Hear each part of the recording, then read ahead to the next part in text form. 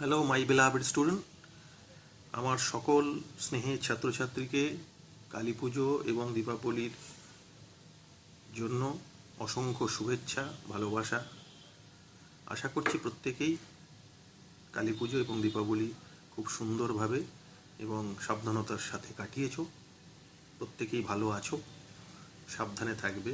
আমি প্রতিবারই যেটা বলি, সাবধানে থাকবে, ভালো থাকবে। খুব ভালো লাগছে যে আমার ক্লাসেস কোনো শুধু ইন্ডিয়াতে নয়, ইন্ডিয়ার বাইরেও বিভিন্ন জায়গায় খুব ভালোভাবে অ্যাকসেপ্টেড হচ্ছে। তো সেটা দেখে খুব ভালো লাগছে আমার, এবং তোমাদের কমেন্টস অনেক পাচ্ছি, যেটা দেখে আমার আরও আনন্দ লাগছে। এবং সব থেকে বেশি যেটা ভালো লাগছে, ছেলেমেয়েরা পড়াশোনাটা এনজয় করে পড়ছে এবং আমার তৈরি করা কন্টেন্ট এবং ভিডিও প্রত্যেকে খুব এনজয় করে পড়াশোনা করছে। সব থেকে জরুরি যেটা, সেটা হচ্ছে পড়াশোনাটা কিন্তু খুব এনজয় করে করতে হবে। পড়াশোনার মধ্যে যদি এনজয়মেন্ট না থাকে, তাহলে কিন্তু পড়াশোনাটা কোনোদিনই সেইভাবে হয়ে উঠবে না যেভাবে হওয়ার দরকার। তো সেই কারণের জন্য প্রত্যেককে বলার যেটা, সেটা হচ্ছে মন দিয়ে পড়বে, ভালো করে পড়বে, প্রত্যেকেরই রেজাল্ট ভালো হবে, প্রত্যেকেই জীবনে ভালো জায়গায়, বড় জায়গায় যাবে। তো সেই কারণে আমার তরফ থেকে সকলকে স্নেহ, ভালোবাসা, আশীর্বাদ যাই বলো, আমার সকল স্নেহের ছাত্রছাত্রীকে আমার তরফ থেকে সব সময় যে কোনো রকমের সাহায্য দরকার থাকলে আমি সবসময় প্রস্তুত আছি। তো প্রত্যেকে, সব থেকে ভালো লাগছে যেটা, প্রত্যেকে কমেন্ট করছে এবং প্রত্যেকে ভিডিওগুলো দেখছে। তাদের এই কমেন্টগুলোই আমার কাছে একটা আলাদা শক্তি যোগায়, এবং সেই লাইকস, তাদের কমেন্ট, এইগুলো একটা আলাদা আমার মানে অ্যাকচুয়ালি আমার মধ্যে একটা আলাদা শক্তি সঞ্চার করে, যার ফলে আমি তাদের কাছে আমার যে কন্টেন্ট সেটা আরও ভালোভাবে উপস্থাপন করতে পারি, এবং সেই জিনিসগুলো যাতে তাদের বিভিন্ন পরীক্ষায়, বোর্ড বা নিট জেইতে কাজে লাগে, সেই রকম ধরনের কন্টেন্ট এবং তার এক্সপ্লেনেশন যথাযথভাবে দিতে পারি। আমরা ক্লাস 11-এ আয়নিক ইকুইলিব্রিয়া পড়ছি। আমি আগেও বলেছিলাম আমাদের ক্লাস 11-এর ক্লাস আপলোড হয় থার্সডে মানে বৃহস্পতিবার রাতে, এবং ক্লাস 12-এর ক্লাস আপলোড হয় টিউসডে মানে মঙ্গলবার রাতে। তো প্রতি উইকেই আমরা সেটা সিস্টেমেটিক ওয়েতে মেনটেন করে যাচ্ছি। এছাড়া কিছু লাইভ ক্লাসেস আমরা অ্যারেঞ্জ করছি এবং সেগুলো করছি। লাইভ ক্লাসেসগুলোতে আমার স্নেহের ছাত্রছাত্রীদের সাথে আমার ইন্টারঅ্যাকশান হচ্ছে, এবং বিভিন্ন ধরনের এমসিকিউ নিয়ে ডিসকাশন হচ্ছে।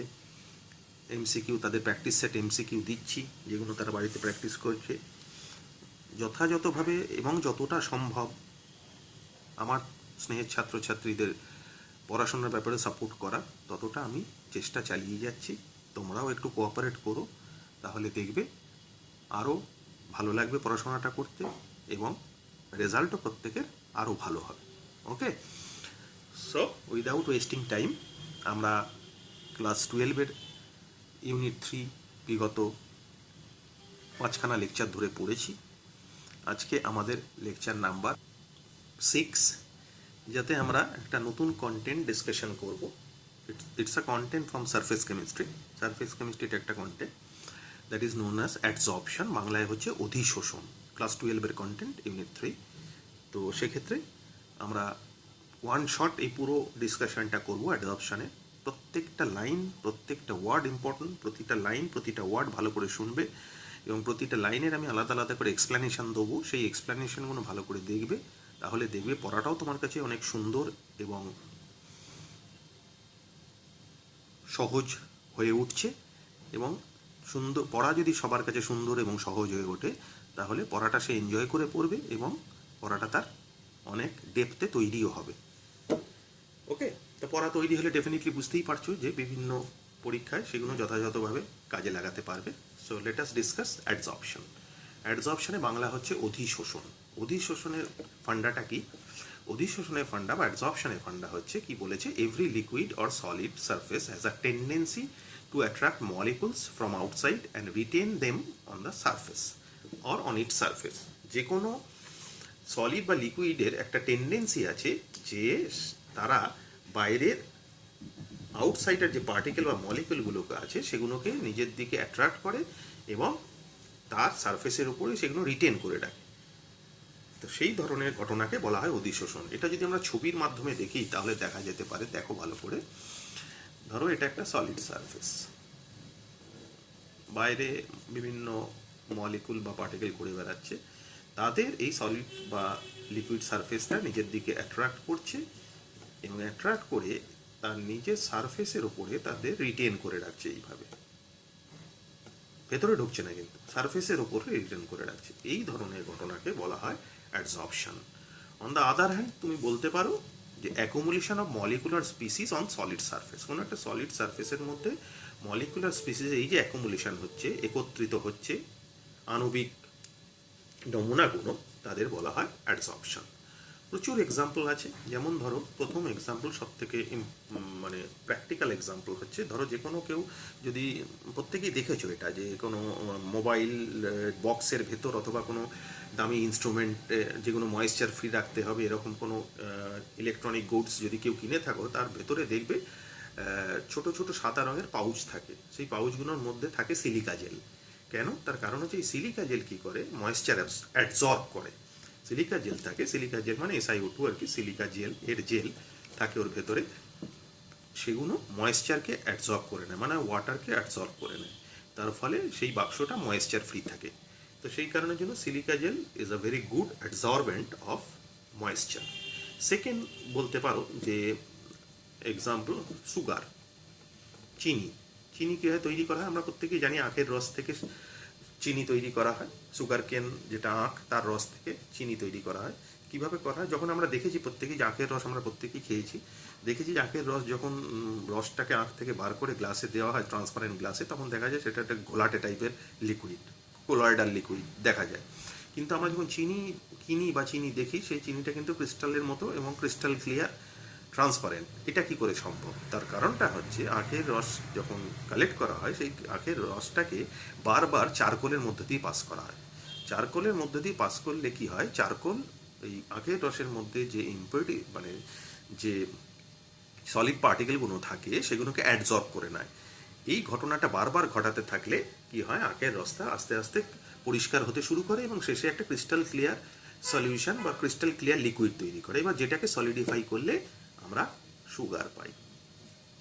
আর একটা অ্যাপ্লিকেশন বলতে পারো মাইন্সে গ্যাস মাস্ক। আমরা জানি প্রত্যেকে মাইন্সে বিষাক্ত বিভিন্ন রকম গ্যাস আছে।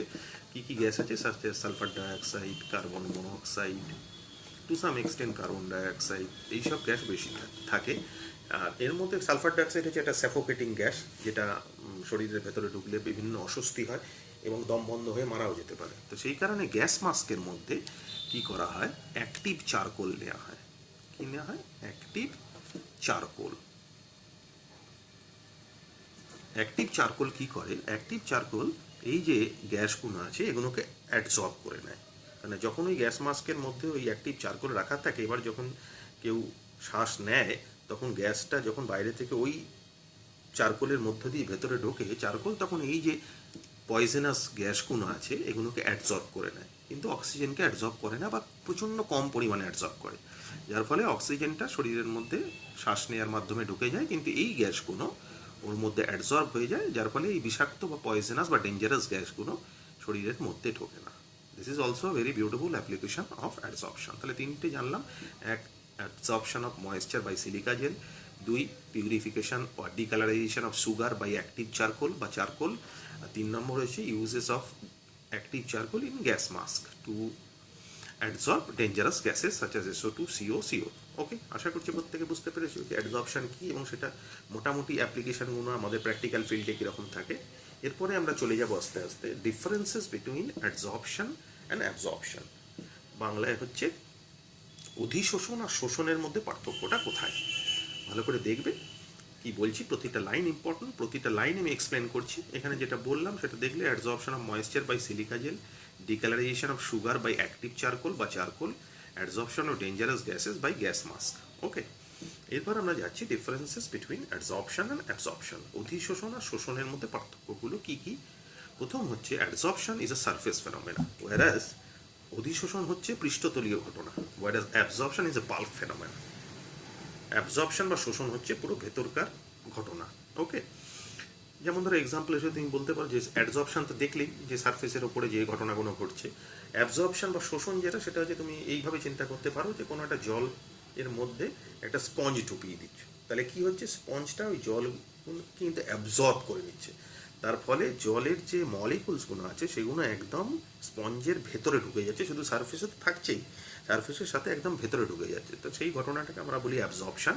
সেইখানে যেহেতু ভেতরে ঢুকে যাচ্ছে জল by the process of absorption, শোষণের মাধ্যমে, কিন্তু অ্যাডজর্পশনে শুধুমাত্র সারফেসের উপরই অ্যাকুমুলেশন হচ্ছে, সেই কারণে বলা হয়েছে যে adsorption is a surface phenomena but absorption is a bulk phenomena. Okay, বুঝতে পেরেছি আশা করছি। নেক্সট পয়েন্ট দেখো, important, adsorption decreases with time. যত সময় যাবে অ্যাডজর্পশন কমতে শুরু করবে। কেন? কারণ সারফেসটা আস্তে আস্তে ভরতে শুরু করবে। সারফেসটা একবার কমপ্লিট ভরে গেলে, যেমন ধরো এই যে সারফেস এখানে ভরেছে, এই ধরো সারফেস, এই সারফেসের মধ্যে অ্যাডজর্পশন হচ্ছে, তাহলে মলিকুলার স্পিসিসগুলোর মধ্যে অ্যাকুমুলেশন হচ্ছে, হতে হতে যখন সারফেসটা আস্তে আস্তে আস্তে আস্তে ভরে যাবে, তখন রেটটা আস্তে আস্তে কমতে শুরু করবে। তো সেই কারণেই বলেছে এখানে দেখো যে adsorption decreases with time, whereas absorption বা rate of, actually adsorption rate আর কি, rate of absorption decreases with time, whereas the absorption occur at uniform rate. শোষণটা একটা কন্টিনিউয়াস প্রসেস হতে শুরু করবে এবং ইউনিফর্ম রেটে চলবে। ওকে, নেক্সট প্রসেস হচ্ছে adsorption is exothermic process, whereas absorption is endothermic process. মানে অধিশোষণ হচ্ছে তাপমোচী আর শোষণ হচ্ছে তাপগ্রাহী। তো কেন ঘটনাটা এরকম ঘটছে, আমি একটা ফিজিক্যাল ইন্টারপ্রিটেশন তোমাদের দিচ্ছি, তাহলে ব্যাপারটা বুঝতে পারবে। পরে এই অ্যাডজর্পশন কেন এক্সোথার্মিক এর ম্যাথামেটিক্যাল ইন্টারপ্রিটেশনও দেবো, বুঝতে পারবে। তাহলে প্রথমে অ্যাডজর্পশন এক্সোথার্মিক কেন, তার কারণ হচ্ছে অ্যাডজর্পশন যখন হয় তখন সারফেসের সাথে, যেমন এই ছবিতে দেখলাম, সারফেসের সাথে এই মলিকুলার স্পিসিসগুলোর একটা বন্ডিং তৈরি হয়। আমরা জানি বন্ড ফর্ম করলে এনার্জি রিলিজ করে, আর বন্ড ডিস্ট্রয় হলে এনার্জি অ্যাবজর্ব হয়। বন্ড ভাঙতে হলে অবভিয়াসলি এনার্জি দিতে হবে, মানে এনার্জির অ্যাবজর্পশন হয়। আর বন্ড ফর্ম করলে অবভিয়াসলি এনার্জি রিলিজ হয়, এটা আমরা জানি। তো এখানে এই সারফেসের ওপরে বা এই ম্যাটারটা লিকুইড বা সলিড যাই হোক না কেন, তার সারফেসের ওপরে এই মলিকুলার স্পিসিসগুলোর বন্ডিং হচ্ছে। তো যেহেতু বন্ড ফর্ম করছে, naturally formation of bond obviously always exothermic বা তাপমোচী, সেই কারণে অ্যাডজর্পশনের কেসে কিন্তু তাপ মোচন হয়, মানে এক্সোথার্মিক প্রসেস। কিন্তু অ্যাবজর্পশনের কেসে কি হয়, অ্যাবজর্পশনের কেসে একটা সারফেস, যার সারফেসে তো এটা একটা সলিড বা লিকুইড, সারফেসে তো থাকছেই, তার ভেতরে ভেতরেও পার্টিকেল ঢুকে যাচ্ছে। এখন এই ভেতরে ভেতরে যে পার্টিকেল ঢুকে যাচ্ছে, পার্টিকেল যখন ঢুকছে, আমি যদি লিকুইড বা সলিড যাই হোক না কেন এই পার্টটা, এটাকে যদি আমি রিয়াক্টেন্ট ধরি, আর এরা ভেতরে ঢুকছে যখন, অবভিয়াসলি ভেতরে ঢুকছে মানে রিয়াক্টেন্ট বন্ডিংগুলো ডিস্ট্রয় হচ্ছে। তাহলে ভেতরে যে রিয়াক্টেন্ট পার্টিকেলগুলো আছে তাদের মধ্যে বন্ডিং ডিস্ট্রয় হওয়ার জন্য এনার্জি লাগছে, আর এরা ভেতরে ঢুকে যে বন্ড তৈরি করছে তাতে এনার্জি রিলিজ হচ্ছে। কিন্তু বন্ড ভাঙার জন্য, মানে ভেতরে ঢুকে এরা যখন ভেতরে ঢুকছে, তখন রিয়াক্টেন্ট পার্টিকেলের মধ্যে যে বন্ড ব্রেক করছে, সেই বন্ড ব্রেক করতে যে এনার্জি লাগছে, আর এই মলিকুলার পার্টিকেলের সাথে এদের মধ্যে যে বন্ডিং হতে যে এনার্জি রিলিজ হচ্ছে, দুটোর মধ্যে ফারাক এটা, যে বন্ড ব্রেক করতে বেশি এনার্জি লাগছে, ওয়ারাজ বন্ড ফর্ম হতে কম এনার্জি লাগছে। সো ন্যাচারালি ওভারঅল কি হচ্ছে, এনার্জিটা অ্যাবজর্ব হচ্ছে। সেই কারণে শোষণ বা অ্যাবজর্পশন অলওয়েজ এন্ডোথার্মিক প্রসেস। আশা করছি বুঝতে পেরেছো। ওয়ারাজ অ্যাডজর্পশন বা অধিশোষণ কিন্তু এক্সোথার্মিক বা তাপমোচী। আশা করছি এই পয়েন্টটা বুঝতে পারলে প্রত্যেকে। এক্সাম্পল হিসেবে তোমাকে আমি আগেই বললাম যে অ্যাডজর্পশনের এক্সাম্পল, ওয়াটার অ্যাডজর্ব হয় বাই সিলিকা জেল, এটা অ্যাডজর্পশনের example. whereas again water adsorb হয় অ্যানহাইড্রাস ক্যালসিয়াম ক্লোরাইডে, সেটা অ্যাবজর্পশনের এক্সাম্পল। অ্যানহাইড্রাস ক্যালসিয়াম ক্লোরাইডে ওয়াটার অ্যাবজর্ব হলে কি হয়, রিয়াকশনটা কি হয়, CaCl2 ওয়াটার সাথে রিয়াক্ট করে হাইড্রেটেড CaCl2 তৈরি করে। এটা একটা কেমিক্যাল চেঞ্জ, যার জন্য it is the process of absorption where energy is required, and that is why সেই কারণের জন্য প্রসেসটা কিন্তু এন্ডোথার্মিক। ওকে, নেক্সট আসি আমরা দ্য কম্পোনেন্ট অফ অ্যাডসর্পশনের কম্পোনেন্ট কি আছে সেটা আসি। অ্যাডসর্পশনে দুটো কম্পোনেন্ট হয়। অ্যাডসর্পশন বা শোষণের দুটো কম্পোনেন্ট, একটা হচ্ছে অ্যাডসর্বেট আর একটা হচ্ছে অ্যাডসর্বেন্ট। ফারাকটা কি তাহলে? অ্যাডসর্বেট আর অ্যাডসর্বেন্টের মধ্যে ফারাক কি? যে স্পিসিসের মধ্যে অ্যাডসর্ব হচ্ছে সেটাকে বলা হয় অ্যাডসর্বেন্ট, মানে অ্যাডসর্বেন্ট হচ্ছে এটা, আর অ্যাডসর্বেট কারা? অ্যাডসর্বেটে যারা অ্যাডসর্ব হচ্ছে, মানে মলিকুলার স্পিসিস যারা অ্যাডসর্ব হচ্ছে তাদের বলা হয় অ্যাডসর্বেট। যার মধ্যে অ্যাডসর্পশন হচ্ছে তাকে বলা হয় কি? Adsorbent. So this is the basic of adsorbate and adsorbent. Okay, তো দেখি এবার কি বলেছে। কম্পোনেন্টস অফ অ্যাডসর্পশনের মধ্যে বলেছে অ্যাডসর্বেট আর অ্যাডসর্বেন্ট বললাম। তাতে দুটোর কনসেপ্টটা কীরকম? The surface on which adsorption takes place is known as adsorbent. যেটা বললাম, যার মধ্যে এই যে সারফেস যার মধ্যে অ্যাডসর্পশন হচ্ছে তাহলে এটাকে বলা হয় অ্যাডসর্বেন্ট, আর যারা অ্যাডসর্ব হচ্ছে তাদের বলা হয় অ্যাডসর্বেট। তো সেটাই এখানে বলেছে, the compound which is being adsorb on the solid surface that is adsorbent is known as adsorbent. Okay, বুঝতে পেরেছো নিশ্চয়ই যে অ্যাডসর্পশনের কম্পোনেন্ট দুটো কী কী এবং তাদের বেসিক ফান্ডাটা কী। ঠিক আছে, এবার আমরা আসবো দ্য ফ্যাক্টর এফেক্টিং অ্যাডসর্পশন। কোন কোন ফ্যাক্টর অ্যাডসর্পশনকে এফেক্ট করে, খুব ইম্পর্টেন্ট। যে কোনো প্রতিটা, আমি বারবার বলছি কিন্তু প্রতিটা লাইন থেকে প্রশ্ন আসতে পারে পরীক্ষায়। প্রতিটা লাইন ইম্পর্টেন্ট, প্রতিটা লাইন ভালো করে বুঝবে, ভালো করে দেখবে এবং প্রতিটা লাইন আমি এক্সপ্লেন করবো। ওকে, ভালো লাগলে সবাই, বারবার আগেও বলেছি যে লাইক করবে, কমেন্ট করবে, কোনো জায়গায় বুঝতে না পারলে অবভিয়াসলি কমেন্ট করবে, ভালো লাগলেও কমেন্ট করবে। আমি কমেন্ট না করলে আমি বুঝতে পারবো না যে ছেলে মেয়েদের কতটা ভালো লাগছে, কতটা সুন্দর লাগছে জিনিসগুলো, আমার উপস্থাপনগুলো। তো সুতরাং প্রত্যেকেই কমেন্ট করবে, প্রত্যেকেই লাইক করবে, প্রত্যেকেই শেয়ার করবে। যারা সাবস্ক্রাইব করনি তারা ডেফিনেটলি চেষ্টা করবে সাবস্ক্রাইব করার। দেখা যাক ফ্যাক্টর এফেক্টিং অ্যাডসর্পশন। প্রথম হচ্ছে নেচার অফ দ্য অ্যাডসর্বেট। অ্যাডসর্বেটের নেচার। অ্যাডসর্বেট কারা? যারা অ্যাডসর্ব হচ্ছে। যেমন তুমি ক্লাস 11-এ পড়েছিলে যে হাইড্রোজেনেশন বলে একটা রিয়াকশান, যেখানে আনস্যাচুরেটেড হাইড্রোকার্বন থেকে স্যাচুরেটেড হাইড্রোকার্বন তৈরি করা হয়। যেমন ধরো অ্যালকিন থেকে অ্যালকেন তৈরি করা হয়, সেখানে রিয়েজেন্ট দেওয়া হতো hydrogen with either nickel or platinum or palladium. Okay, তো সেই কারণের জন্য আনস্যাচুরেটেড থেকে স্যাচুরেটেড হাইড্রোকার্বন পাওয়া যেত। প্রত্যেকেই পড়েছিলে এরকম আর কি। আমি দেখাচ্ছি, তোমার এরকম ছিল একটা আনস্যাচুরেটেড হাইড্রোকার্বন, এর মধ্যে হাইড্রোজেন, তার সাথে either platinum or palladium or nickel, যে কোনো একটা দিলে তুমি পেতে এরকম টাইপের স্যাচুরেটেড কম্পাউন্ড, যেখানে তিনটে বন্ড তৈরি হতো। এইচ আছে প্রত্যেকটাতেই। এইচ না দিলে অনেক সময় এটার ইমপ্লিকেশন উল্টো রকম হয়, মিথাইল মনে হয়, এইচ দিয়ে দিচ্ছি। Okay, this is the process which is known as hydrogenation of unsaturated hydrocarbon. এখানে nickel, platinum, palladium act as a catalyst. তো কেন হয়, গল্পটা কীরকম? অ্যাকচুয়ালি কী হয়, এই নিকেল, প্লাটিনাম, প্যালাডিয়ামের ওপরে হাইড্রোজেন গ্যাসটা অ্যাডসর্ব হয়, মানে হাইড্রোজেন মলিকুলগুলো এর মধ্যে অ্যাডসর্ব হয়ে বসে থাকে এবং তারপরে সে আনস্যাচুরেটেড হাইড্রোকার্বনের সাথে রিয়াকশান করে। ঠিক আছে, তো এই যে তিনটে মেটাল, এছাড়া যদি অন্য কোনো মেটাল ইউজ করি তাহলে কিন্তু হাইড্রোজেন গ্যাসের অ্যাডসর্পশন এতে যতটা, মানে এই ধাতুগুলোতে যতটা ভালো হয় তাতে কিন্তু ততটা হবে না। তার মানে অবভিয়াসলি অ্যাডসর্বেট এর নেচারের ওপর ডিপেন্ড করছে কার ওপরে অ্যাডসর্পশন ভালো হবে। সেই কারণে এখানে তোমাকে পয়েন্টটা বলেছে যে hydrogen gas is more adsorb on platinum surface than iron. আয়রনে কিন্তু এতটা ভালো অ্যাডসর্পশন হয় না হাইড্রোজেন গ্যাসের যতটা নিকেল, প্লাটিনাম বা প্যালাডিয়ামে হয়। তার মানে এন্টায়ারলি ডিপেন্ড করছে অ্যাডসর্বেট, মানে যে গ্যাসটা আছে তার উপরে, যে সে কার ওপর অ্যাডসর্ব হবে। ওকে, নেক্সট আসছি নেচার অফ অ্যাডসর্বেন্ট, মানে যার ওপরে অ্যাডসর্ব হচ্ছে তার নেচার। যেমন অ্যাক্টিভেটেড চারকোল, যেটা গ্যাস মাস্কে আমি একটু আগে ডিসকাশনগুলো ইউজ করা হয়, সেটা যে ডেঞ্জারাস গ্যাস যেমন sulphur dioxide, carbon dioxide, carbon monoxide absorb করে। একটা স্ট্যাটিস্টিক্যাল ডেটা তোমাকে দিচ্ছি, দেখো তাহলে বুঝতে পারবে যে এই অ্যাক্টিভ চারকোল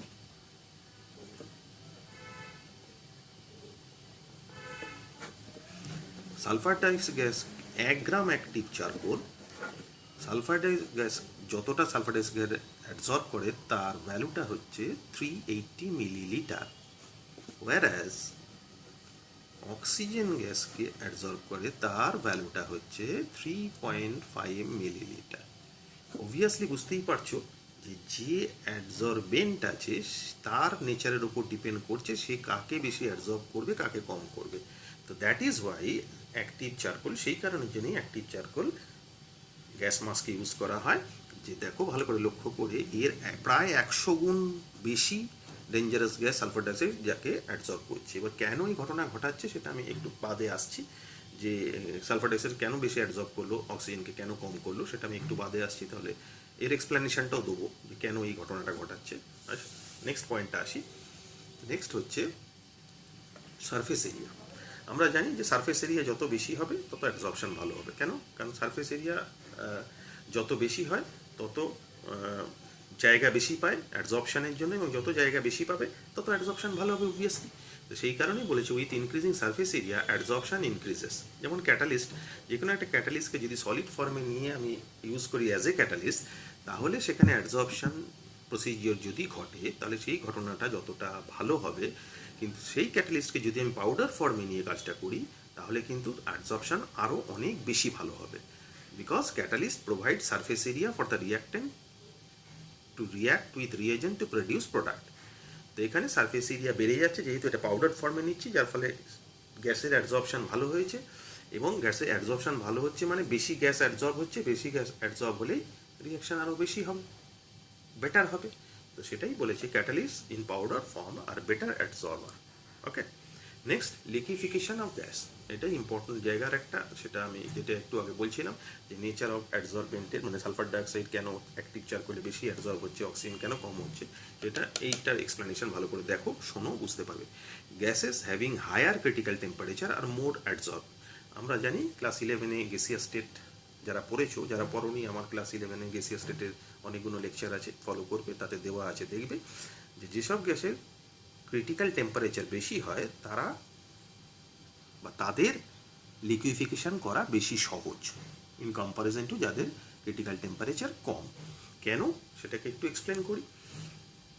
যেটা হচ্ছে যে আমরা জানি critical temperature TC equals to 8a/27 আরবি। এখন ক্রিটিক্যাল টেম্পারেচার বেশি মানে অবভিয়াসলি এ এর ভ্যালু বেশি।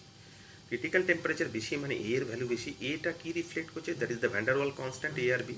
Van der Waal constant a কি রিফ্লেক্ট করে? অবভিয়াসলি আইএমএফ মানে ইন্টারমলিকুলার ফোর্সেস রিফ্লেক্ট করে। তাহলে এ এর ভ্যালু বেশি মানে ইন্টারমলিকুলার ফোর্সেস বেশি। ইন্টারমলিকুলার ফোর্সেস কখন বেশি হয়? যখন মলিকুলগুলোর মধ্যে পোলারিটি বেশি হয়। তাহলে সেই পোলার মলিকুলগুলোকে কোনো সলিড সারফেসে কাছাকাছি নিয়ে এসে যদি ধরা হয়, ন্যাচারালি তারা সেখানে অ্যাবজর্ব হয়ে যাবে। তো যত ইন্টারমলিকুলার ফোর্সেস বেশি হবে তত অ্যাবজর্পশন বেশি হবে। তো সেই কারণের জন্য এখানে বলেছে যে gases having higher critical temperature, আমরা জানি যাদের ক্রিটিক্যাল টেম্পারেচার বেশি হয় তারা বেশি লিকুইফেবল, মানে তাদের লিকুইফিকেশন তত সহজ।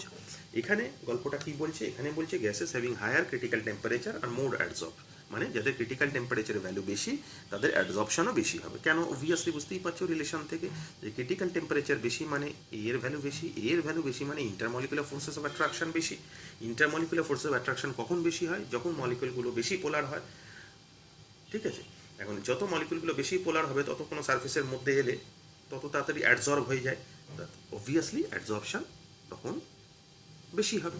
তো সেই কারণের জন্যই সালফার ডাইঅক্সাইডের অক্সিজেনের যে গল্পটা আমি বলছিলাম, যে দিস বিটা গল্প, যে সালফার ডাইঅক্সাইড এবং অক্সিজেনের মধ্যে সালফার ডাইঅক্সাইড অ্যাবজর্পশন অ্যাক্টিভ চারকোলে অনেক বেশি, প্রায় 100 গুণ বেশি ইন কম্পারিজন টু অক্সিজেন। কেন? কারণ সালফার ডাইঅক্সাইডের ক্রিটিক্যাল টেম্পারেচার অক্সিজেনের থেকে অনেক বেশি। সালফার ডাইঅক্সাইডের লিকুইফাই করা অনেক বেশি সহজ ইন কম্পারিজন টু অক্সিজেন। তাহলে যেহেতু সালফার ডাইঅক্সাইডের ক্রিটিক্যাল টেম্পারেচার অনেক বেশি, ন্যাচারালি আইএমএফ অনেক বেশি, আইএমএফ অনেক বেশি হলে অ্যাবজর্পশন বেশি হবে। তো সেই কারণে যেন অ্যাক্টিভ চারকোলে SO2 এর অ্যাবজর্পশন অনেক বেশি হয় ইন কম্পারিজন টু অক্সিজেন। আশা করছি বুঝতে পারলে। খুব বিউটিফুল এক্সপ্লেনেশন, ভালো করে দেখবে, ভালো করে বুঝবে। এবার আমরা আসছি pressure, impact of pressure impact of temperature. এখানে আপাতত কিছু ছোটো করে বলছি, তারপরে পরে ডিটেল ডিসকাশন করব। প্রেশারে কি with increasing pressure adsorption increases, pressure যত বাড়ানো হয় তত অ্যাডজর্পশন বেশি হয়। কেন হয় আমি একটা পান্ডা দিচ্ছি, দেখো যে প্রেশার যত বাড়ানো হবে তত কি হয়, নাম্বার অফ মোলস বেশি হয়। কারণ এক মোল গ্যাসের যা প্রেশার 100 মোল গ্যাসের তার থেকে অনেক বেশি প্রেশার। তো সেই কারণের জন্য প্রেশার যত বেশি তার মানে নাম্বার অফ মোলস যত বেশি, যত নাম্বার অফ মোলস বেশি হবে অ্যাডজর্বেটেড তত অ্যাডজর্পশনের পসিবিলিটি অনেক বেশি বাড়বে অবভিয়াসলি। তো সেই কারণের জন্যই বলেছে with increasing pressure adsorption increases. আর temperature, in case of temperature normally আমরা বলতে পারি যে adsorption decreases with increasing temperature. Temperature বাড়ালে অ্যাডজর্পশন কমে যায়, পরে ডিটেল ডিসকাশন করছি। ওকে, এবার the process of adsorption in the light of thermodynamics. থার্মোডাইনামিক্সের লাইটে প্রসেস অফ অ্যাডজর্পশন কীভাবে আমরা এক্সপ্লেন করব দেখা যাক। আমরা জানি অ্যাডজর্পশন যেটা হয় কোনো একটা সলিড সারফেসের মধ্যে মলিকুলার স্পিসিস যে অ্যাডজর্পশন হয় সেটা কিন্তু without any external help of any external agency, কোনো বাইরের কোনো সাহায্য ছাড়াই সেই ঘটনাটা কিন্তু স্বতঃস্ফূর্তভাবে হয়। যেহেতু সেই ঘটনাটা স্বতঃস্ফূর্তভাবে হয় তাহলে আমরা বলতে পারি কিন্তু adsorption is a spontaneous process. আর from the thermodynamical point of view আমরা জানি কোনো প্রসেস যদি স্পন্টেনিয়াস হয় তাহলে তার চেঞ্জ ইন গিভস ফ্রি এনার্জির চেঞ্জের ভ্যালুটা অলওয়েজ নেগেটিভ হয়, এটা আমরা জানি অবভিয়াসলি। সেকেন্ড যেটা সেটা হচ্ছে যে ডিউ টু অ্যাডজর্পশন এন্ট্রপি ডিক্রিজেস। কেন? তার কারণ হচ্ছে ভালো করে ছবিটা দেখো যে এগুলো র্যান্ডামনেস বেশি ছিল মলিকুলার স্পিসিসগুলো, যেই এখানে এসে অ্যারেঞ্জ হয়ে গেল তার মানে definitely system is going to be ordered, তাহলে এর র্যান্ডামনেসটা অনেক অর্ডার্ড হয়ে গেল মানে কমে গেল। আগে যেটা চারিদিকে মলিকুলার স্পিসিসগুলো ছড়িয়ে ছিটিয়ে ছিল সেটা যখন এখানে অ্যাডজর্ব হয়ে গেল সেখানে অ্যারেঞ্জ হয়ে গেল মানে র্যান্ডামনেস কমে গেল। র্যান্ডামনেস কমে গেলে কি হয়, এন্ট্রপি চেঞ্জ ইন এন্ট্রপিটা নেগেটিভ হয়, আমরা জানি from the concept of thermodynamics. তাহলে দেখো আমি একটু আগে তোমাদের একটা প্রপার্টিসে বলছিলাম যে অ্যাডজর্পশন ইজ এক্সোথার্মিক প্রসেস, তার ফিজিক্যাল ইন্টারপ্রিটেশনটা তোমাকে বলেছিলাম, এবার ম্যাথামেটিক্যাল ইন্টারপ্রিটেশনটা দিচ্ছি, দেখো তাহলে হয়তো ভালো করে বুঝতে পারবে। আমরা জানি ফ্রম দ্য গিভস Helmholtz equation delta G is equals to delta H minus T delta S. এখানে যেহেতু since the process of adsorption is spontaneous তার মানে ডেল্টা জি এর ভ্যালুটা নেগেটিভ। আর অ্যাডজর্পশন হলে system is going to be ordered, সিস্টেমের র্যান্ডামনেসটা কমে যায়, তো সেই কারণে ডেল্টা এসও নেগেটিভ হবে। তাহলে এই রিলেশন থেকে আমার ডেল্টা এইচটা কী আসছে, ডেল্টা এইচ আসছে delta G plus T delta S. এখন টি ডেল্টা এসও নেগেটিভ, ডেল্টা জিও নেগেটিভ, তাহলে অবভিয়াসলি ডেল্টা এইচের ভ্যালুটা কী হবে, নেগেটিভই হবে। সো দ্যাটস ওয়াই সিন্স আমরা জানি যে according to international convention delta এইচের ভ্যালু যদি নেগেটিভ এর ইমপ্লিকেশন কী বা মিনিংটা কী, মিনিং হচ্ছে the process is exothermic. Obviously mathematically আমি তোমাকে বুঝিয়ে দিলাম, আগে ফিজিক্যাল ইন্টারপ্রিটেশন দিয়ে তোমাকে বুঝিয়েছিলাম যে ওই অ্যাডজর্পশন ইজ এক্সোথার্মিক, এখানে ম্যাথামেটিক্যালি তোমাকে এক্সপ্লেন করে দিলাম যে ওয়াই অ্যাডজর্পশন ইজ এক্সোথার্মিক। এই ধরনের বিভিন্ন ধরনের কোয়েশ্চেন নিট এবং জেইতে র্যান্ডামলি আসে, ভালো করে দেখবে, ভালো করে বুঝবে। ওকে, আমরা নেক্সট কন্টেন্টে আসি। নেক্সট হচ্ছে ক্লাসিফিকেশন অফ অ্যাডজর্পশন। অ্যাডজর্পশনকে আচ্ছা এখানে পয়েন্টটা যেটা বললাম সেটা আরেকবার একটু রিপিট করে দিই যে due to the adsorption entropy decreases, system is going to be ordered obviously, so delta is negative, but we know for relation gives Helmholtz delta G equals to delta H minus T del S, তাহলে since delta S is negative and adsorption spontaneous process মানে delta জিও negative, তাহলে delta এইচটাও negative হবে, তার মানে প্রসেসটা exothermic হবে। তাহলে ফিজিক্যালি আমি একটু আগেই বলেছিলাম ফিজিক্যাল সিগনিফিকেন্সটা, এখন ম্যাথামেটিক্যাল বললাম। ফিজিক্যাল সিগনিফিকেন্স একটু আগে কি বলেছিলাম we can say in the process of adsorption there is a formation of so called bond between adsorbate and adsorbent. So definitely bond তৈরি হওয়া মানে এনার্জি রিলিজ হয়, so that is why energy is release and the process is exothermic. Okay, বুঝতে পেরেছো আশা করছি। প্রত্যেকটা একদম আমরা প্রতিটা লাইনের এক্সপ্লেনেশন দিচ্ছি এবং প্রতিটা রিটেন এক্সপ্লেনেশন দিচ্ছি, তো আশা করছি প্রত্যেকটা জিনিস তোমাদের কাছে একদম ক্রিস্টাল ক্লিয়ার হয়ে বোঝা যাচ্ছে। ভালো করে দেখবে, আমি আগেও বলেছি প্রতিটা ভিডিও কিন্তু মিনিমাম 3 বার করে দেখবে ফর বেটার আন্ডারস্ট্যান্ডিং। যত বেশি দেখবে তত ক্ল্যারিফিকেশন তোমার কাছে আরও বেটার হবে, আর যত ক্ল্যারিফিকেশন তোমার কাছে বেটার হবে তত তুমি বিভিন্ন ধরনের কোয়েশ্চেন সেই কন্টেন্ট রিলেটেড কিন্তু আরও ভালোভাবে আনসার করতে পারো। Okay, now classification of adsorption. অ্যাডসর্পশনের ক্লাসিফিকেশন দুটো পার্টে বলা হয়, একটা physical adsorption, alternatively you can say physisorption, আর হচ্ছে chemical adsorption, alternatively you can say chemisorption. Physical absorption যেটা হয় সেখানে যে বন্ডিংটা হয় সেটা হচ্ছে উইক ফোর্স, খুব উইক ফোর্সের বন্ডিং হয়। অ্যাকচুয়ালি এই উইক ফোর্সটা হচ্ছে ভ্যান্ডার ওয়াল ফোর্স। আমরা জানি কেমিস্ট্রিতে সবথেকে উইক ফোর্স যেটা সেটা হচ্ছে van der Waals force. Van der Waals force সম্বন্ধে যারা জানো ভালো, যারা জানো না আমাদের আইএমআই ক্লাসেস চ্যানেলে কেমিক্যাল বন্ডিংয়ের আমি বলে দিয়েছিলাম বারবার করে যে chemical bonding is the backbone of chemistry. সুতরাং কেমিক্যাল বন্ডিং যারা ভালো করে জানবে না তাদের কিন্তু কেমিস্ট্রি ভালো করে জানাটা খুব মুশকিল ব্যাপার। তো যাই হোক, তার একটা সুরাহা আছে, সেটা হচ্ছে আমাদের চ্যানেল আইএমআই ক্লাসেসে কেমিক্যাল বন্ডিংয়ের পুরো সিরিজ অফ লেকচার, একদম প্রায় 17 লেকচার্স একদম প্লেলিস্ট করা আছে একদম সিস্টেমেটিক ওয়েতে, এবং একদম গ্রাসরুট লেভেল থেকে একদম এক্সট্রিম লেভেল পর্যন্ত পুরো রিটেন এক্সপ্লানেশন করে দেওয়া আছে। এতটা ভালো, এতটা detail written explanation, informative explanation আশা করছি খুব একটা তুমি পাবে না। তো সেই কারণের জন্য যারা কেমিক্যাল বন্ডিংটা ভালো করে, প্রত্যেকেরই পড়া উচিত। তো কেমিক্যাল বন্ডিংটা যাদের ভালো করে পড়া হয়নি, স্পেশালি যারা ক্লাস 12-এ পড়ছো, তারা কিন্তু, যারা নিট যেই অ্যাসপিরেন্ট আছো আর কি, তারা ডেফিনেটলি আমাদের ক্লাসেসে, মানে আমাদের চ্যানেল যেটা আইএমআই ক্লাসেস, তাতে গিয়ে কেমিক্যাল বন্ডিংয়ের 17খানা লেকচার যদি একবার রেডি করে ফেলতে পারো, I think it will be more than enough for any types of examination. তো সেই কারণে প্রত্যেকে কেমিক্যাল বন্ডিংয়ের 17খানা লেকচার দেখো। এমন কিছু কিছু ডিসকাশন আছে যেগুলো সহজলভ্য নয় এবং সব জায়গায় পাওয়া যায় না, যেমন কালার অফ দ্য কম্পাউন্ডস, ঠিক আছে, বিবিটি, এগুলো ভালো করে দেখো, তাহলে খুব কাজে দেবে। ওকে, যাই হোক, তাহলে উইক ফোর্সেস যেটা ভ্যান্ডার ওয়াল ফোর্স, এর মধ্যে ফিজিওপশন এর মধ্যে ঘটনাটা ঘটে, আর কেমিক্যাল অ্যাবজর্পশন আর কেমিজপশন যেটা আছে তার মধ্যে স্ট্রং ফোর্সেস হয়, স্ট্রং কেমিক্যাল বন্ড ফর্ম হয়। তো সেই কারণের জন্য সেখানে বন্ডিংটা অনেক স্ট্রং হয়। এবার আমরা ক্যাটেগরিক্যালি দুটোরই ডিটেলগুলো ভালো করে জানবো, দেখবো, তাহলে আমাদের কাছে কনসেপশনটা আরও বেশি পরিষ্কার হবে। প্রথম হচ্ছে ফিজিওপশন। ফিজিওপশনে হোয়াট আর দ্য পয়েন্টসগুলো কী কী বলেছে একটু আগেই যেটা বললাম, যে molecules are held by weak van der Waals force.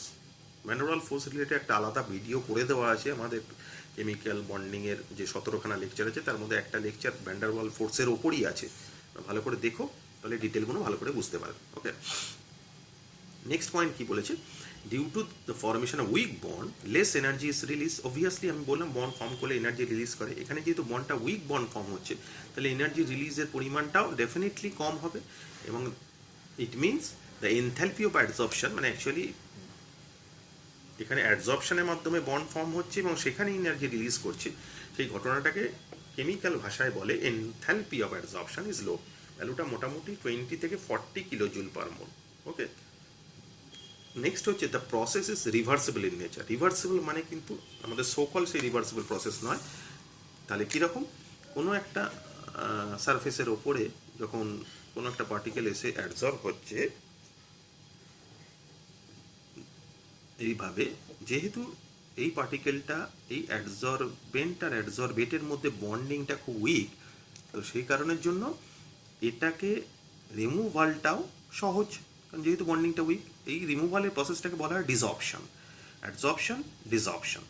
তাহলে অ্যাডসর্পশন হয়, ডিসঅপশনও পসিবল সহজ ওয়েতে। তো সেই কারণের জন্যই কথাটা বলা হয়েছে the process is reversible in nature. সেটা এখানে লিখেছে, দেখো, the process is reversible in nature and desorption is easy. Okay, next হচ্ছে the process is non specific. ভালো করে বুঝবে, প্রত্যেকটা পয়েন্ট এক্সপ্লেন করে দিচ্ছি কিন্তু আমি। The process is non specific in nature. Non specific মানে হচ্ছে যে কোনো একটা অ্যাডসর্বেন্টের ওপরে যে কোনো ধরনের গ্যাস কিন্তু অ্যাডসর্ব হতে পারে, হাইড্রোজেন হতে পারে, অক্সিজেন হতে পারে। কেন? তার কারণ হচ্ছে এখানে আমি একটু আগেই বললাম যে বন্ডিংটা হয় বিটুইন অ্যাডসর্বেট আর অ্যাডসর্বেন্ট আর অ্যাডসর্বেটের মধ্যে যে বন্ডিংটা হয়, that bond is very weak bond and that is the bond which is known as van der Waals force. The force between these two constituent is known as van der Waals force. আর van der Waals force পৃথিবীতে সব ধরনের স্পিসিসের ক্ষেত্রেই ঘটে। van der Waals force পৃথিবীতে সব ধরনের স্পিসিসের ক্ষেত্রেই ঘটে। তো সুতরাং এখানে আমরা তাহলে বলতে পারি কি, এখানে আমরা বলতে পারি যে it is because van der Waals force is a universal force. van der Waals force একটা ইউনিভার্সাল ফোর্স এবং এক্সিস্ট বিটুইন অলমোস্ট এভরিথিং। প্রত্যেকের ক্ষেত্রেই ভ্যান ডার ওয়ালস ফোর্স বর্তমান। সো ফিজিওপশনের ক্ষেত্রে কি বলবো? So physisorption is not a a specific since it is formed by van der Waals force. Obviously প্রত্যেকের ক্ষেত্রে যেহেতু ঘটনাটা ঘটে, তাহলে প্রত্যেক গ্যাসই অ্যাডজর্ব হবে, সে হাইড্রোজেনে অ্যাডজর্ব হবে, সালফার ডাইঅক্সাইডে অ্যাডজর্ব হবে, অক্সিজেনও অ্যাডজর্ব হবে। সো ইটস ডেফিনেটলি কোনো একটা অ্যাডজর্বেন্ট সব ধরনের অ্যাডজর্বেন্টকে অ্যাডজর্ব করাচ্ছে, মানে তার স্পেসিফিসিটি অবভিয়াসলি কম, সো লেস স্পেসিফিক।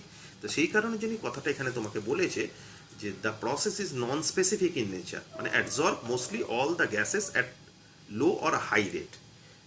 সব গ্যাসকেই অ্যাডজর্ব করে, বাট অবভিয়াসলি লো আর হাই রেটে, কিন্তু করে সব গ্যাসকেই। তার মানে স্পেসিফিক নেচারটা বা স্পেসিফিক ব্যাপারটা ফিজিক্স অপশানের ক্ষেত্রে কম। ওকে, কেন বুঝতে পারলে আশা করছি। আর লাস্ট পয়েন্ট যেটা বলেছে, the process form multi molecular layer. Multi molecular layer মানে অ্যাকচুয়ালি বলতে চেয়েছে যে যেহেতু বন্ডিংটা উইক, কোনো একটা অ্যাডজর্বেন্টের ওপরে অ্যাডজর্ব হচ্ছে, অ্যাডজর্বেট এইভাবে। এবার কি হয়, এরপরও এর ওপরে যেহেতু উইক বন্ড, সুতরাং দুটোরই ম্যাক্সিমাম ক্যাপাসিটি ইউজ করে ফেলেনি যেহেতু উইক বন্ড, তার ফলে এর ওপরেও আরও অ্যাডজর্ব হতে পারে। তো অবভিয়াসলি যত ডিস্টেন্স বাড়বে তত এই অ্যাডজর্পশন প্রসেসটা স্লো হয়ে আসবে এবং কম হয়ে আসবে। কিন্তু ভালো করে লক্ষ্য করে দেখো, বিভিন্ন ধরনের লেয়ার তৈরি হয়েছে। তো সেই কারণের জন্য আমরা বলতে পারি the process form multi molecular layer. অনেকগুলো লেয়ার তৈরি হয় এই প্রসেসে। কার? অবভিয়াসলি অ্যাডজর্বেটের। ওকে, নেক্সট আমরা যাব কেমিজর্পশন বা কেমিক্যাল অ্যাডজর্পশন। কি এখানে বুঝতেই পারছো, the particle are held by strong chemical bond. Adsorbate আর অ্যাডজর্বেন্টের মধ্যে কিন্তু অ্যাডজর্বেটের মধ্যে কিন্তু স্ট্রং কেমিক্যাল বন্ড তৈরি হয়। এখন ন্যাচারালি বুঝতেই পারছি, যেহেতু স্ট্রং কেমিক্যাল বন্ড তৈরি হচ্ছে, সো এই ডিসঅপশনটা এখানে যতটা সহজ হচ্ছিল, ডিসঅপশন মানে অ্যাডজর্পশন হওয়ার পর সেটা বেরিয়ে যাওয়াটাকে ডিসঅপশন বলে। এখানে মানে ফিজিক্যাল অ্যাডজর্পশন বা ফিজিক্স অপশনে যতটা সহজ হচ্ছিল, এখানে ততটা সহজ হবে না। তার মানে ফিজিক্স অপশনে এই ঘটনাটাকে আমরা বলছিলাম reversible, the process is reversible in nature. তাহলে এখানে কিন্তু প্রসেসটা রিভার্সিবল নয়, তাহলে আমরা এখানে বলতে পারি the process is irreversible in nature. Okay, next point যেটা, সেটা হচ্ছে যে যেহেতু বন্ডটা খুব স্ট্রং হচ্ছে, তার মানে এনার্জিটা অনেক বেশি রিলিজ হবে। কারণ উইক বন্ড হলে এনার্জি কম রিলিজ হয়, স্ট্রং বন্ড হলে এনার্জি বেশি রিলিজ হয়। তো সেই পয়েন্টটাও আমরা বলবো। দেখা যাক কি বলেছে। Particles are held by strong chemical bond, এটা বললাম। সেকেন্ড বললাম যে এনার্জিটা বেশি রিলিজ হয়, so due to the formation of strong bond enthalpy of adsorption obviously high. Value কত? 80 থেকে 240, 80 থেকে 240 kilo joule per mole. Next পয়েন্টটাও আমি তোমাকে এক্সপ্লেন করে দিলাম, the process is irreversible in nature, মানে desorption is not so easy. Next যেটা, সেটা যে the process is highly specific in nature. এখানে কিন্তু প্রসেসটা হাইলি স্পেসিফিক, কারণ স্ট্রং কেমিক্যাল বন্ড তৈরি হচ্ছে। যেহেতু স্ট্রং কেমিক্যাল বন্ড তৈরি হচ্ছে, ন্যাচারালি অ্যাডজর্বেন্ট আর অ্যাডজর্বেন্টের মধ্যে স্পেসিফিসিটি ব্যাপারটা কিন্তু অনেক বেশি। So that's why the process is highly specific in nature. Sorry. Next, normally এই প্রসেসটা বেশি টেম্পারেচারে ফেভার করে, আর the process is in the process form unimolecular layer.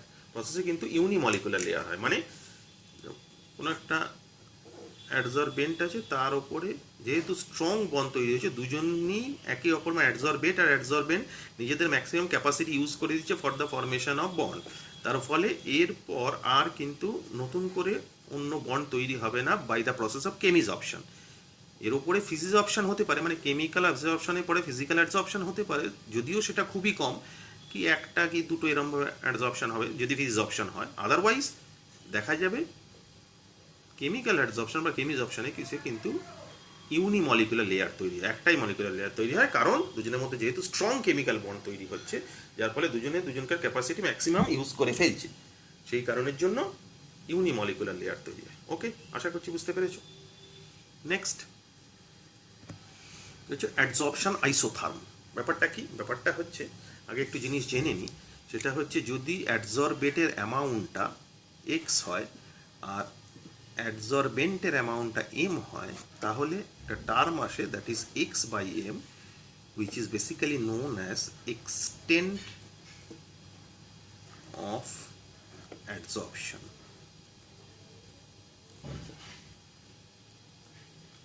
মানে কতটা অ্যাডজর্ব হয়েছে, এখন এক্সের ভ্যালু যদি বেশি হয় ডেফিনেটলি এক্সটেন্ট অফ অ্যাডজর্পশনও বেশি হবে। এক্সটা কি? অ্যাডজর্বেটের অ্যামাউন্ট, এমটা কি? অ্যাডজর্বেন্টের অ্যামাউন্ট। ওকে, এক্স বাই এমটা কি? Extent of অ্যাডজর্পশন।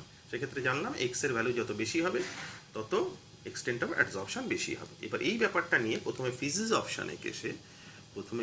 অপশানে কেসে আমরা যদি একটা গ্রাফ প্লট করি x by m extent of অ্যাডজর্পশনের মধ্যে প্রেশারের রেসপেক্টে, তাহলে প্রেশার যত বাড়বে তত এক্সটেন্ট অফ অ্যাডজর্পশন বাড়বে। অবভিয়াসলি কেন সেটা আমি ফিজিক্যালি আগেই বলে দিয়েছিলাম। প্রেশার বাড়া মানে নাম্বার অফ মোলস বাড়া মানে প্রসেস অফ অ্যাডজর্পশন বাড়া। ওকে, এখন যদি এই ঘটনাটা টেম্পারেচার রেসপেক্টে বলি তাহলে ফিজিক্স অপশানে এসে বলছি কিন্তু বারবার মাথায় রাখবে টেম্পারেচার রেসপেক্টে এক্স বাই এম, সেখানে কিন্তু টেম্পারেচার যত বাড়াবে তত অ্যাডজর্পশন কিন্তু কমবে।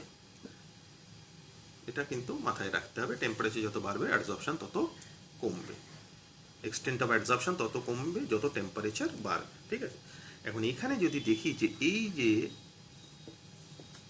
এক্সটেন্ট অফ অ্যাডজর্পশন ভার্সেস প্রেশার, এটা যদি ডিফারেন্ট টেম্পারেচারে করা হয়, ধরো এটা T3, এটা T2, এটা T1, তাহলে এদের অর্ডারটা কী হবে, কোন টেম্পারেচারটা বেশি হবে? আমরা জানি টেম্পারেচার বাড়লে অ্যাডজর্পশন, ফিজিক্স অপশানে কেসে অ্যাডজর্পশন কমে। তার মানে টেম্পারেচার কোনটা সব থেকে বেশি? অবভিয়াসলি T1 টেম্পারেচার ইজ সব থেকে বেশি, তারপরে T2, তারপরে T3, and this be the graph which is known as adsorption isotherm.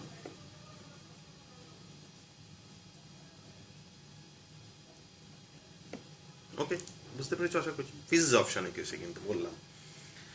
কেমিজ অপশানে কেসে কি হয় আগে আমি একটু ডিটেল বুঝিয়ে নিই, তারপরে আমাদের লেখার যে ফর্মটা আছে সেটা ডিটেলটা বলবো। কেমিজ অপশানে কেসে কি হয়, কেমিজ অপশানে কেসে যদি টেম্পারেচারের রেসপেক্টে প্রেশারের রেসপেক্টে এক্সটেন্ট অফ অ্যাডজর্পশন প্লট করি, তাহলে প্রথমে প্রেশার যত বাড়ে অ্যাডজর্পশন বাড়ে, তারপরে কিন্তু জিনিসটা কনস্ট্যান্ট হয়ে যায়। কেন? মানে এখানে দেখেছো যে এই অ্যাডজর্বেন্টের ওপরে অ্যাডজর্পশন হচ্ছে কার? অ্যাডজর্বেটের। এবার এটা হতে হতে প্রেশার যত বাড়ছে তত নাম্বার অফ মোলস বাড়ছে, যত নাম্বার অফ মোলস বাড়ছে তত অ্যাডজর্পশন বাড়ছে। এবার যেই পুরো সারফেসটা কভার করে গেল, আর তো কোনো, আমি বলে দিলাম কেমিজ অপশানে আর কোনো কিন্তু অ্যাডজর্পশন হবে না, খুব রেয়ার, তো সেক্ষেত্রে খুব কম হয়। সেক্ষেত্রে আমি বলে দিতে পারি যে তারপরে যদি প্রেশার বাড়াই অ্যাডজর্পশন কিন্তু হবে না। তো সেটাই এখানে এক্সপ্লেন করেছে। দেখো যে প্রেশার প্রথম দিকে যত বাড়ানো হবে তত অ্যাডজর্পশন বাড়বে, কিন্তু পার্টিকুলার একটা জায়গায় আসার পরে, মানে যখন সব পুরো সারফেস কভার করে গেছে, তখন কিন্তু আর অ্যাডজর্পশন হবে না, and it is parallel to x Axis. Okay, and what about extent of adsorption with temperature in case of Chemis option? এখানে গল্পটা এইরকম, প্রথমে টেম্পারেচার বাড়ালে লো টেম্পারেচারে অ্যাডজর্পশন বাড়তে শুরু করে, তারপরে কিন্তু অ্যাডজর্পশন কমতে শুরু করে। এটা অনেকটা ভালো করে লক্ষ্য করে দেখবে। আমরা কেমিক্যাল কাইনেটিক্সে, যারা আমার কেমিক্যাল কাইনেটিক্সে ক্লাসেসগুলো করোনি তারা আমাদের ইউটিউব চ্যানেলে এই ইউনিট 3তেই কেমিক্যাল কাইনেটিক্সের ডিটেল ডিসকাশন আছে, সেখানে এনার্জি ভার্সেস রিয়াকশন কোঅর্ডিনেটের গ্রাফ এক্সপ্লেন করা হয়েছে। সেখানে দেখানো হয়েছে যে টেম্পারেচার রিয়াকশন যত এগোচ্ছে এনার্জি তত বাড়তে, পার্টিকুলার একটা এনার্জি মধ্যে থ্রেশহোল্ড এনার্জি, সেই জায়গাটা রিচ করার পরই আস্তে আস্তে কিন্তু প্রোডাক্ট হতে শুরু করে এবং এখানে প্রোডাক্ট তৈরি হয়। তাহলে এই জায়গাটা উঠতে গিয়ে নাম্বার অফ কলিশন বেশি হওয়া দরকার। নাম্বার অফ কলিশন বেশি কখন হবে? যখন টেম্পারেচার বেশি হবে, মানে টেম্পারেচার বাড়লে কাইনেটিক এনার্জি বাড়ে, কাইনেটিক এনার্জি বাড়লে নাম্বার অফ কলিশন বাড়ে, নাম্বার অফ কলিশন বাড়লে রেট অফ দ্য রিয়াকশন বাড়ে। এই টেম্পারেচার, পার্টিকুলার একটা temperature, that is the optimum temperature, সেই জায়গাটা আসার পরই প্রোডাক্ট হতে শুরু করে। তো this B the threshold energy. এই এনার্জি ব্যারিয়ারটা পেরিয়ে, and this energy is known as energy of activation. ঠিক সেম গল্প এখানে। লো টেম্পারেচারে অ্যাডজর্পশন কিন্তু আস্তে আস্তে বাড়তে শুরু করে, বাড়তে পার্টিকুলার একটা জায়গায় আসার পর কি হয়, আস্তে আস্তে অ্যাডজর্পশন কিন্তু কমতে শুরু করে। কেমিজ অপশানে কেসে এটা মাথায় রাখবে কিন্তু। ওকে, তাহলে আমাকে যদি গ্রাফ দেয় একটা, যে ধরো ওই একই ধরনের graph, extent of adsorption with pressure different টেম্পারেচারে T3, T2, T1, লো টেম্পারেচারে লো টেম্পারেচার রেঞ্জে অ্যাডজর্পশন আইসোথার্ম অবভিয়াসলি বুঝতেই পারছো, লো টেম্পারেচার রেঞ্জে এই টেম্পারেচারগুলোর অর্ডার কী হবে, T1 বেশি, T2 বেশি, T3 বেশি, T1 T2 T3 মধ্যে কে বেশি কে কম, এটা জানতে চাইছি আর কি। লো টেম্পারেচারে কী বললাম, লো টেম্পারেচারে বলা হয়েছে যত টেম্পারেচার বাড়বে তত অ্যাডজর্পশন বাড়বে, তার মানে এখানে অ্যাডজর্পশন সব থেকে বেশি হয়েছে, তার মানে টেম্পারেচার লো টেম্পারেচার রেঞ্জে T3 সব থেকে বেশি, তারপরে T2, তারপরে T1 low temperature. But high টেম্পারেচারে কিন্তু বলা হয়েছে যত টেম্পারেচার বাড়বে অ্যাডজর্পশন তত কমবে। সো হাই টেম্পারেচারে গল্পটা কিন্তু থেকে উল্টো হবে, মানে জাস্ট লাইক ফিজিঅপশন, তো T1 greater than T2 greater than T3 হবে। আশা করছি বুঝতে পেরেছো। এবার পুরো জিনিসটাকে একটা সিস্টেম্যাটিক ওয়েতে লিখে ব্যাপারটাকে তোমার কাছে দেখাচ্ছি, দেখো কি বলেছে। যেটা সেটা হচ্ছে অ্যাডজর্পশন আইসোথার্ম। অ্যাডজর্পশন আইসোথার্মে বলেছে the variation in the amount of gas that is adsorbed amount of gas adsorbed which is x by the adsorbent jar amount m with pressure at constant temperature is known as adsorption isotherm। যেটা বললাম যে অ্যাডসরবেন্ট এর amount x, অ্যাডসরবেন্ট এর amount m, তাহলে x by mটা হচ্ছে the extent of অ্যাডসর্পশন, সেটার pressure extent of adsorption এর রেসপেক্টে প্রেশারের curve at constant temperature is basically known as adsorption isotherm. Obviously সেটাই ছবিটা দেখতে পাচ্ছ, যেটা একটু আগে বললাম, এখানে টেম্পারেচার ভ্যালুগুলো দেওয়া আছে x by m versus pressure. তো অবভিয়াসলি টেম্পারেচার ভ্যালু দেওয়া আছে, লো টেম্পারেচারে অ্যাডসর্পশন এখানে দেখো বেশি হয়েছে, যত টেম্পারেচার বাড়ানো হয়েছে তত অ্যাডসর্পশন কমে গেছে, তাহলে এটা আইদার ফিজিঅপশন অথবা কেমিজপশন অ্যাট হাই টেম্পারেচার রেঞ্জ, তাই তো? অবভিয়াসলি তাই। তাহলে এখানে এই নিয়ে একটি সায়েন্টিস্ট কাজ করেছিলেন যার নাম হচ্ছে Freundlich. The relation is given by Freundlich in the year of 1909। উনি বলেছিলেন x by m is equals to k into p to the power 1 by n, যেখানে কে অ্যান্ড এনটা হচ্ছে constant, depend on the nature of the adsorbent and the gas at a particular temperature. Adsorbent আর অ্যাডসরবেটের ওপর depend করে at a particular temperature. Obviously সেটা দেখতেই পাচ্ছ, নতুন করে বোঝাবার কিছু নেই, পুরো ডিটেলটা আমি লিখে বুঝিয়েছি। এরপরে from the curve we can say extent of adsorption that is x by m increases with increasing pressure. Pressure যত বাড়ছে তত এক্সটেন্ট অফ অ্যাডসর্পশন অবভিয়াসলি বাড়ছে, সেটা আমরা তো একটু আগে এক্সপ্লেন করলাম। Again adsorption or the extent of adsorption decreases with increasing temperature, সেটাও আমরা দেখলাম in case of physisorption or in case of chemisorption at low temperature range.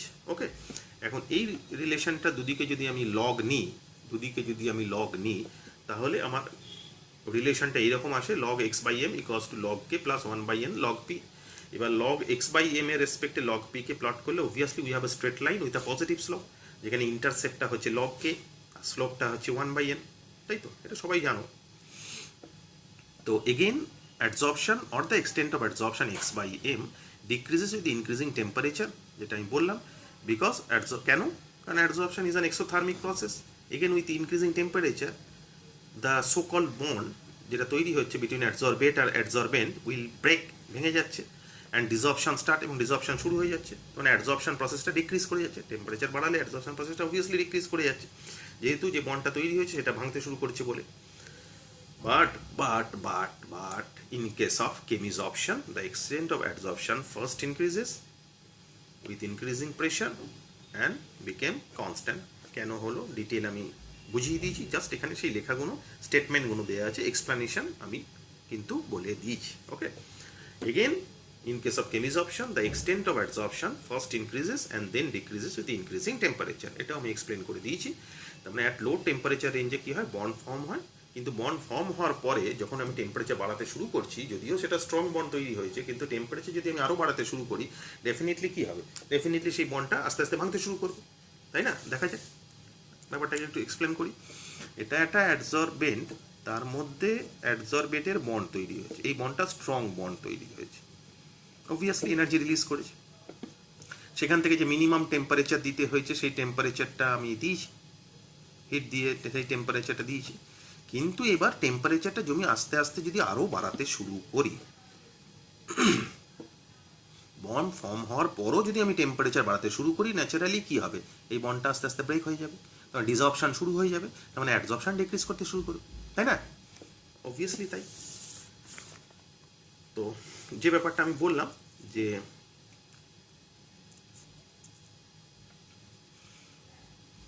Chemical adsorption at low temperature রেঞ্জে, এই অর্ডারটা কী হবে? অবভিয়াসলি লো temperature রেঞ্জে T3 greater than T2 greater than T1 হবে, তাই তো? মানে লো টেম্পারেচার রেঞ্জে টেম্পারেচার যত বাড়াবো তত অ্যাডসর্পশন বাড়বে, কেমিক্যাল অ্যাডসর্পশন বা কেমিজর্পশনে। বাট হাই টেম্পারেচার রেঞ্জে কী হবে? হাই টেম্পারেচার ঠিক এর উল্টোটা হবে, আমি বলে দিলাম। তাহলে হাই টেম্পারেচার রেঞ্জে কী হবে? But for physical adsorption and chemical adsorption at high temperature explain করে দিয়েছি। আশা করছি প্রত্যেকে বুঝতে পেরেছে যে effect of pressure and temperature on adsorption, এবং সেটা ক্যাটেগরিক্যালি আমি ফিজিজর্পশন এবং কেমিজর্পশনে দুটোর ক্ষেত্রে কী হবে সেটা ডিটেল আমি পুরো গ্রাফ এঁকে পুরো ডিটেল ডিসকাশন করে বুঝিয়ে দিয়েছি। বারবার বলছি, আগেও বলেছি যে ভিডিওগুলো কিন্তু মিনিমাম 3 বার ভালো করে দেখবে।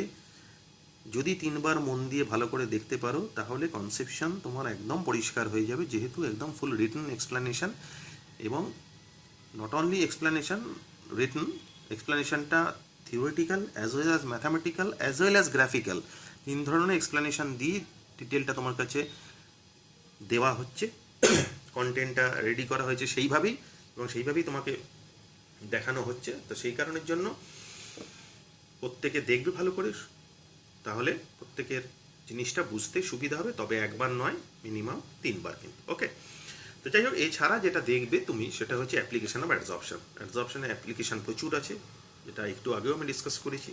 প্রোডাকশন অফ হাই ভ্যাকুয়াম তৈরি করতে গিয়ে অ্যাডসর্পশন ইউজ হয়। গ্যাস মাস্ক ইউজ করতে গিয়ে control of humidity by silica gel or alumina gel, removal of colouring matter from solution, separation of inert gases in curing diseases in flotation method, এই বিভিন্ন জায়গায় অ্যাডসর্পশনে huge application আছে। ভালো করে দেখো, আশা করছি ভালো করে বুঝতে পারবে প্রত্যেকে জিনিসটা। ঠিক আছে, অ্যাডসর্পশন মোটামুটি আমাদের এই পর্যন্ত শেষ হয়ে গেল। ভালো করে দেখবে। আমার আবার প্রত্যেক স্নেহের ছাত্রছাত্রীকে বলার যেটা, সেটা হচ্ছে প্রত্যেকে ভালো করে দেখবে, ভালো লাগলে অবভিয়াসলি লাইক করবে, সাবস্ক্রাইব করবে এবং শেয়ার করবে। ওকে, থ্যাংক ইউ।